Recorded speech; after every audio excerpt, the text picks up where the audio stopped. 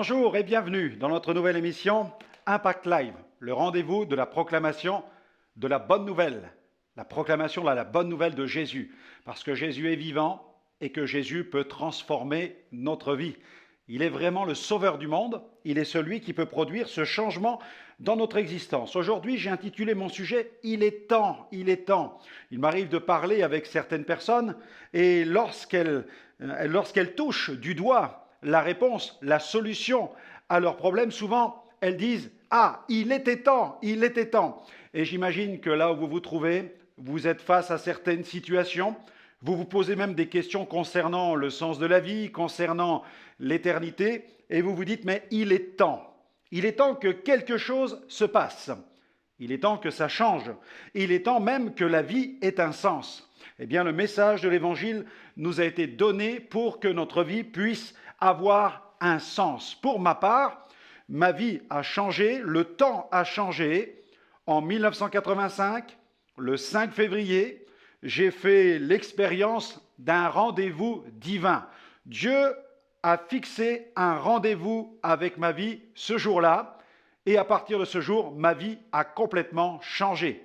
Voilà, le temps de Dieu a résonné, a sonné dans mon existence et ma vie a été changée par le message de l'Évangile. Gloire à Dieu. Dieu est un Dieu qui nous fixe un rendez-vous et j'aimerais que nous puissions écouter Peggy Polito qui interprète ce chant qui s'intitule « Viens dans ma vie ». Et je prie que ce soit votre prière, que vous puissiez dire là où vous êtes maintenant « Oui, Dieu Tout-Puissant, viens dans ma vie, révèle Jésus dans mon existence ». On se retrouve dans quelques instants.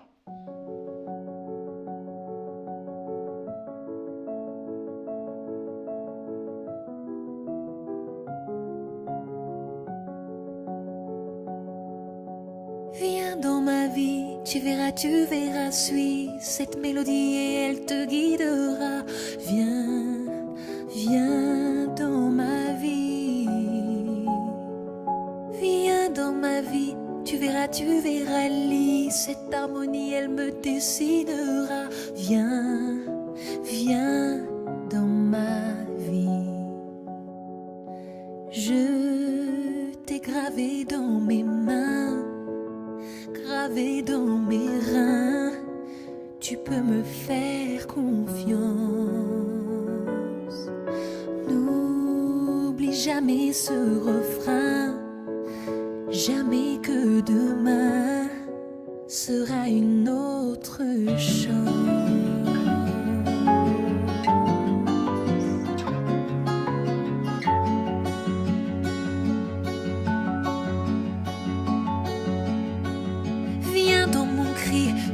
Tu verras, il est infini pour toi et moi.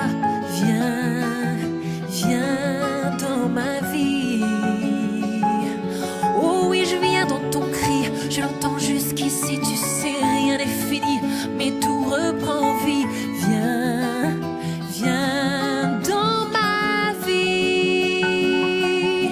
Je t'ai gravé dans mes mains, gravé dans mes reins, tu peux me faire confiance. N'oublie jamais ce refrain, jamais que demain sera une autre chance.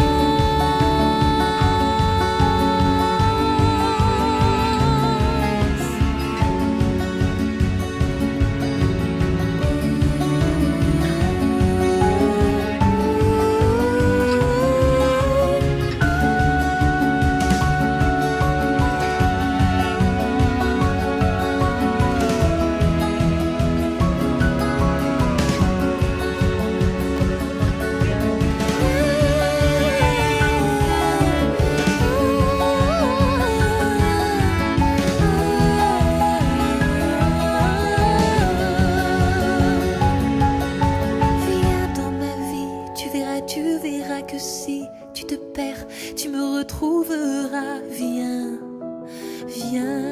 dans ma vie. Tu sais mon petit, c'est une question de choix. Moi, je t'ai choisi, alors réponds-moi et viens. Oh, dans ma vie.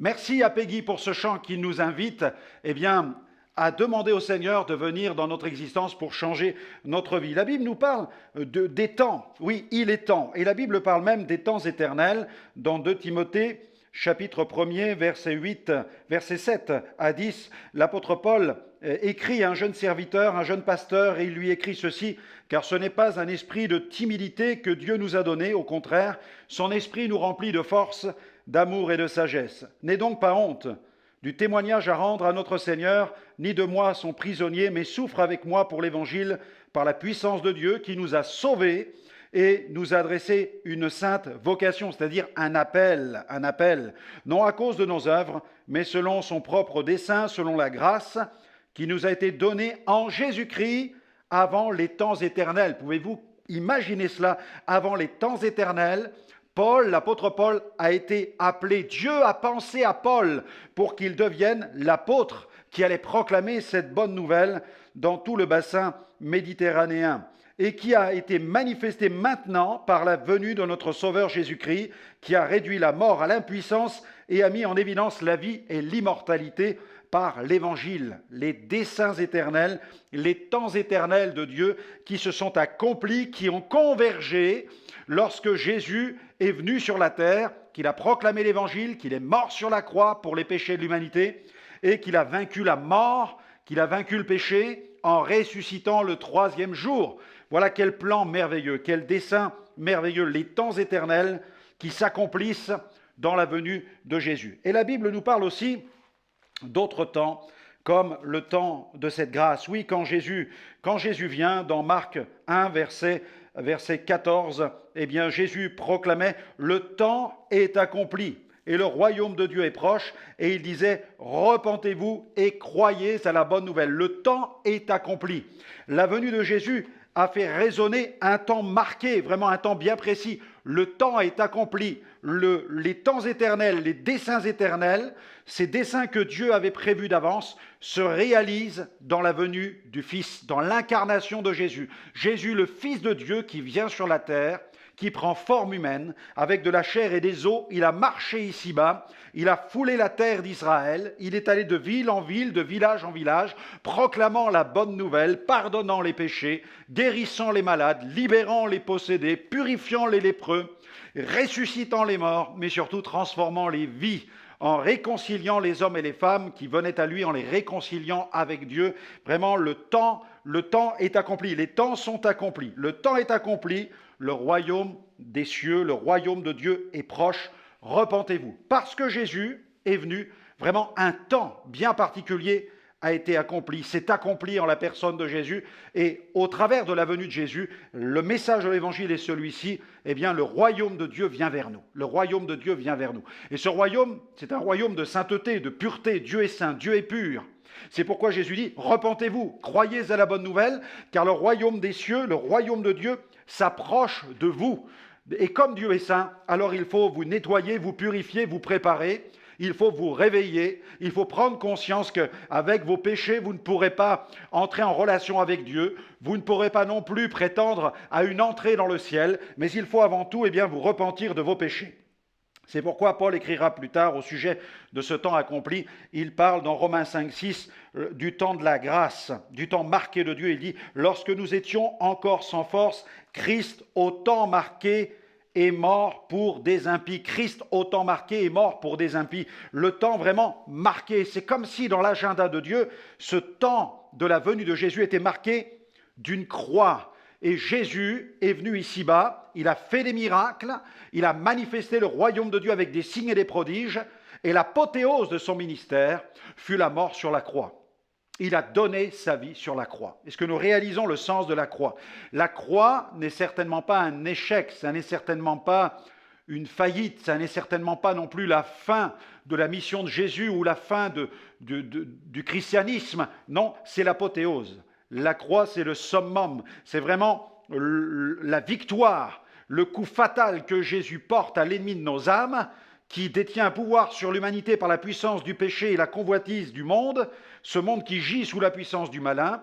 En mourant sur la croix, Jésus lui porte un coup fatal, il triomphe du péché, il triomphe du diable, il triomphe de la mort, il ressuscite le 3e jour, et cette résurrection Et l'authentification, c'est la validation de la perfection totale de Jésus. Jésus qui fut l'incarnation de la perfection morale. Jésus donc ressuscite parce qu'il est sans péché. Le châtiment qui nous donne la paix est tombé sur lui. Le jugement tombe sur Jésus. Et comme il est sans péché, eh bien Jésus ressuscite. La mort n'a pas de pouvoir sur lui parce que le péché n'a pas eu de pouvoir sur Jésus. Jésus est vivant, il est ressuscité. Et la Bible nous parle de ce temps où nous étions séparés autrefois, Paul écrit aux Éphésiens, dans Éphésiens 2,12, autrefois en ce temps-là sans Christ. Et peut-être que c'est ce temps pour vous maintenant, vous êtes sans Christ. Votre temps à vous, c'est celui de la séparation. Mais maintenant, Dieu veut vous rapprocher de lui au travers du sang de la croix, au travers du sang de Jésus. Dieu veut vous rapprocher de lui, mais pour cela, pour être rapproché, pour se rapprocher de Dieu, il faut reconnaître son péché, demander pardon pour vivre de nouveaux temps. Et c'est ce que proclame Pierre le jour de la Pentecôte, il parle de temps de rafraîchissement. Dans Acte 3, versets 19 à 20, il dit « Repentez-vous », là encore, la repentance, « convertissez-vous », c'est-à-dire tournez-vous vers Dieu pour que vos péchés soient effacés afin que des temps de rafraîchissement viennent de la part du Seigneur. Alors vous sentez sec dans le désert de votre péché, mais Dieu vient là où vous êtes pour vous désaltérer, vous rafraîchir par le message de l'Évangile. C'est fantastique, c'est extraordinaire. Ces mots sont tellement faibles, c'est divin. Le message de l'Évangile est divin. Recevez maintenant Jésus là où vous êtes. Je vous invite à le recevoir par la prière. Dites tout simplement, Père céleste, je reconnais mes fautes, mes transgressions. Je reconnais mes péchés. Pardonne-moi, purifie-moi, nettoie mon âme et fais jaillir de mon cœur des fleuves d'eau vive. Rafraîchis mon âme par le message de ton évangile. Au nom de Jésus, Amen. Amen. Recevez cette vie par le pardon, par la purification, une vie va jaillir en vous. Une vie pure, une vie purifiée, une vie remplie, une vie tout simplement abondante. Puis-je le dire, une vie débordante de la présence de Dieu. Alors développez, construisez une vie solide avec Dieu, en rejoignant une église évangélique, mais aussi en approfondissant votre connaissance de Dieu au travers de la Bible, les Saintes Écritures. Que Dieu vous bénisse, que Dieu vous remplisse et que Dieu vous fasse marcher sur le chemin de cette vie nouvelle. À très bientôt dans une prochaine émission.